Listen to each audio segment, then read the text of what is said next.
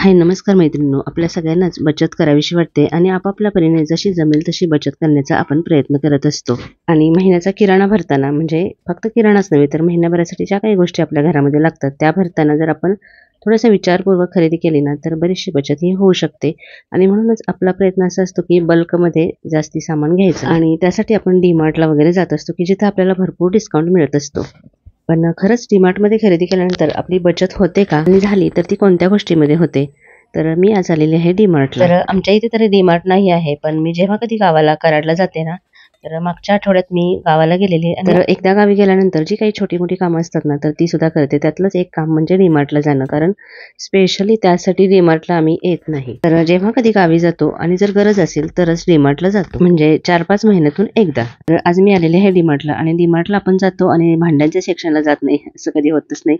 पण खरंच आज मला ना ट्रायप्लायची कढई घ्यायची होती। माझ्याकडे जेवढी सगळी भांडी आहेत ना ती सगळी स्टेनलेस स्टील मध्ये आहेत, म्हणजे कढई कुकर वगैरे सुद्धा ट्रायप्लाय मध्ये आहेत। आणि मागच्या 3-4 वर्षापासून ॲल्युमिनियम कमी कमी करत आता मी पूर्णपणे ॲल्युमिनियम फ्री किचन केलेलं आहे। फक्त मला आता एक डीप कढई पाहिजे होती आणि मी मागच्या वेळेला जेव्हा आले तेव्हा मी बघितलेली की भलारिया कंपनीची जी ट्रायप्लायची भांडी होती ना ती मला चांगली वाटलेली, पण तेव्हा मी काही ती घेतली नव्हती। आता मी हे जे तुम्हाला टोप वगैरे दाखवले ना तर ते सगळे भलारिया कंपनीचे आहेत आणि खरंच क्वालिटी खूप चांगली आहे आणि किंमत सुद्धा खरंच खूप कमी आहे। तर हे जे टोप होते ते 2चा सेट बहुतेक 600 ला होता आणि कढई होती ती 500 ला होती। आता भांडी खरेदी करताना भरपूर साऱ्या कंपन्या असतात तर आपण जरा बघून घ्यायचं। तर ही पण कढई बघा जरा बरी होती, म्हणजे एवढी काही चांगली नव्हती, पण ती अशी जेव्हा कानवाली कढई असते ना म्हणजे बाजूला हँडल असलेली तर ती घ्यायची नाही, कारण थोड्या दिवसानंतर तिथं खूप तेलकटपणा साचत राहतो आणि पुन्हा ते घासून काढणं अशक्य होतं। तर जे हलके स्टेनलेस स्टीलची भांडी असतात ना तर त्यामध्ये कुठलीही फोडणी वगैरे करपते आणि टोप वगैरे घेण्यापेक्षा कढई घेतली ना तर त्याच्यामध्ये आपल्याला भाज्या वगैरे करायला सोपं पडतं। तर ही एक एनोडाइज कढई दिसत आहे,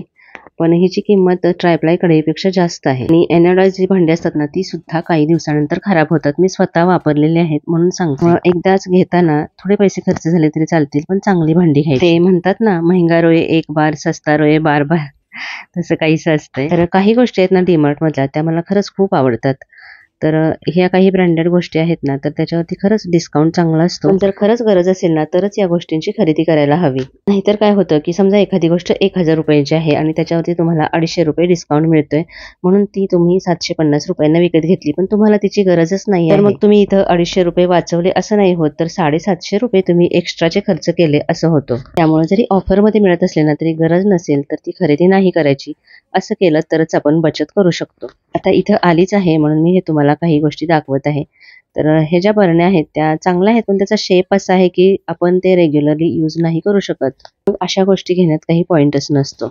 अजून एक म्हणजे ना डीमार्टला पर्सचं कलेक्शन खूप चांगलं असतं असं मला वाटतं, म्हणजे चांगला ब्रँड असतो। लॅवीच्या वगैरे पण मला इथे दिसत होत्या, पण त्याच्यावरती एवढा डिस्काउंट नव्हता की जेवढा ऑनलाईन असतो। आणि मला एक मोठी पर्स घ्यायची होती, माझ्याकडे जी ब्लॅक मोठी पर्स आहे ना ती लॅवीची आहे, मी ती 5 वर्षापूर्वी घेतलेली आणि कुठेही जाताना तीच मी नेहमी नेत असते, कारण त्याच्यामध्ये एवढं सामान बसतं ना की बाकी दुसरं काही घ्यायची मला गरजच भासत नाही। म्हणजे पर्स बघताना ना भरपूर कप्पे असलेली बघून घ्यायची, म्हणजे वेगवेगळं जे आपलं साहित्य असतं ना ते आपण वेगवेगळं असं तिथं अरेंज करू शकतो आणि मग पुन्हा पुन्हा शोधावं लागत नाही। आणि माझी ती पर्स आहे ना ती खूप जुनी आणि आता जराशी खराब झालेली आहे म्हणून मला दुसरी घ्यायची होती। तर ही बघा हिला अजिबात जास्त कप्पे नव्हते, चांगली क्वालिटी होती पण कप्पे जास्त नव्हते म्हणून मग मी ती घेतली नाही। पर्स आपली कुठेही जाताना ना व्यवस्थित ऑर्गनाइज असलं पाहिजे असं माझं म्हणणं असतं, तर आपली मग गडबड होत नाही। आणि इथे एक छोटीशी अशी पर्स दिसली म्हणून मी उघडून बघितली तर असे छान असा झोला होता, 150 रुपयांना वगैरे होतं, चांगली होती काही सामान वगैरे कुठे घेऊन जायचं असेल तर। त्याच्यानंतर पुढं आता डेकोरेशन आपल्याला तर करायला आवडतंच, होम डेकोर करायला, तर खूप छान छान गोष्टी इथं होत्या, पण आत्ता त्याची काही गरज नव्हती। म्हणजे दिवाळीत वगैरे असतं तर घेतलं असतं कदाचित, पण मी काही आता घेतलं नाही। हे कॅन्डल स्टँड तिथं होते आणि 149 रुपयांना होते ते सगळेच।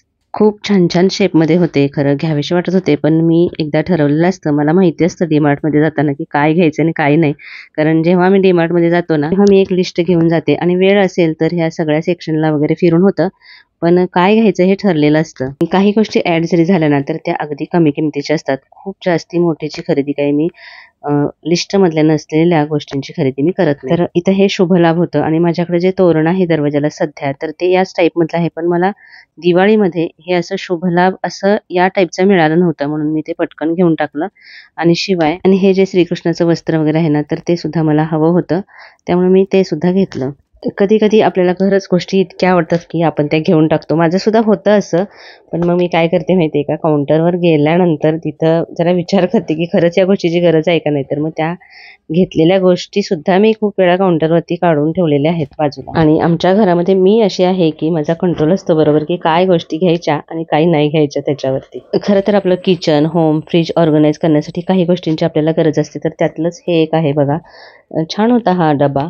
पण माझ्याकडे पहिलेच खूप सारे ऑर्गनायझर्स आहेत, त्याच्यामुळे मी काय आत्ता एकही ऑर्गनायझर घेतलं नाही. जरी मला ते आवडले, नवीन असे दिसत होते, तरी सुद्धा मी ते काही घेतले नाही. आता खरी बचत कुठे होते माहिती आहे का, हे जे आपल्याला लिक्विड सोप लागतात किंवा वॉशिंग मशीन लिक्विड लागतं ना, तर त्याच्यावरती भरपूर डिस्काउंट असतो. त्याच्यामुळं मी तरी जेव्हा जाते ना, तेव्हा अशाच गोष्टी घेऊन येते.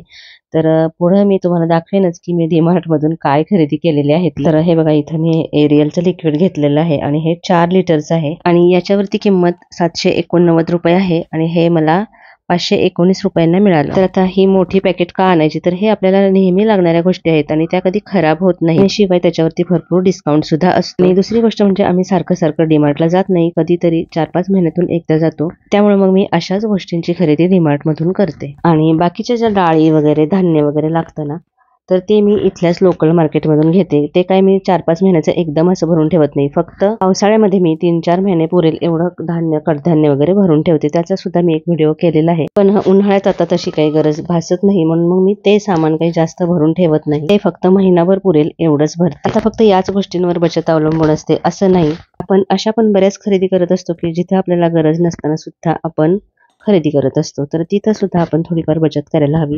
तर ही ती कढई आहे, हे बघा, भलारियाची आहे आणि ही वापरल्यानंतर मी तुम्हाला हिचा रिव्ह्यू देईन. 500 रुपयांना 499 रुपयांना ही मिळालेली आहे. तर आता मी तुम्हाला माझ्याकडे काय ट्रायप्लायची भांडी आहेत ती दाखवते. तर इथं हे माझ्याकडे हा मोठा पॅन आहे, तो मी मागच्या वेळेला पण तुमच्याशी शेअर केलेला. हा हॉकिन्सचा पॅन आहे आणि कढई सुद्धा हॉकिन्सचीच आहे. आणि पॅन मी आता 1-2 महिन्यापूर्वी घेतला आणि कढई मात्र मी गेल्या 5 वर्षापासून वापरत आहे आणि खरंच खूप चांगली आहे.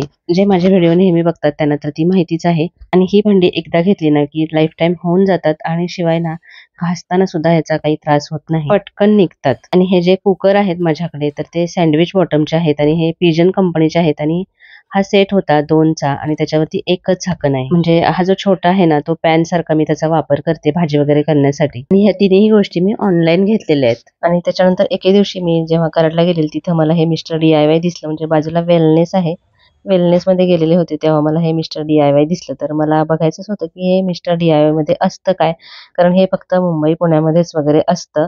मी काही कधी गेले नव्हते. तर म्हटलं बघूयात काय कलेक्शन आहे. ही जी घड्याळ वगैरे होती ना, हे विंटेज टाईपचं होतं ना, ते मला खूप आवडलं, खूप छान वाटत होतं. आणि बॉटल्स आणि टिफिन बॉक्स वगैरे पण चांगले होते.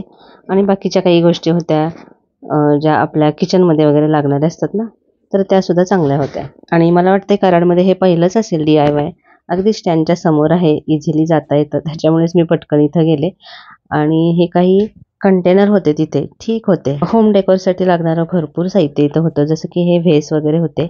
पण सगळ्यात जास्त चांगले होते ते म्हणजे हे आर्टिफिशियल जे प्लांट आणि फ्लावर्स वगैरे होते ना, ते खूप छान होते. अर्थात मला तिथं काही खरेदी करायची नव्हती, मला फक्त बघायचं होतं की तिथे काय मिळतं. पण खरंच हे आर्टिफिशियल फ्लावर्स चांगले आहेत. आणि तुम्हाला गंमत माहिती आहे का, की ओरिजिनल प्लांटपेक्षा ना हे आर्टिफिशियल प्लांटचीच जास्त किंमत असते. आणि मला तरी ओरिजिनल प्लांट्सच लावायला आवडतात. तुम्ही नेहमी बघता माझ्या गॅलरीमध्ये. पण जर ओरिजिनल प्लांटची निगा राखायला जमत नसेल, तर मग हे असे आर्टिफिशियल प्लांट घ्यायला होम डेकोरसाठी काही हरकत नाही. तर असं हे गावाकडे गेल्यानंतर आमची एक प्रकारची छोटीशी ट्रिपच होते. तर आजचा हा व्हिडिओ कसा वाटला हे मला नक्की कमेंट करून सांगा. आणि तर जाता जाता व्हिडिओला लाईक करायला अजिबात विसरू नका. पुन्हा भेटूया अशाच एखाद्या छानशा व्हिडिओसह. तोपर्यंत खुश राहा, आनंदी राहा.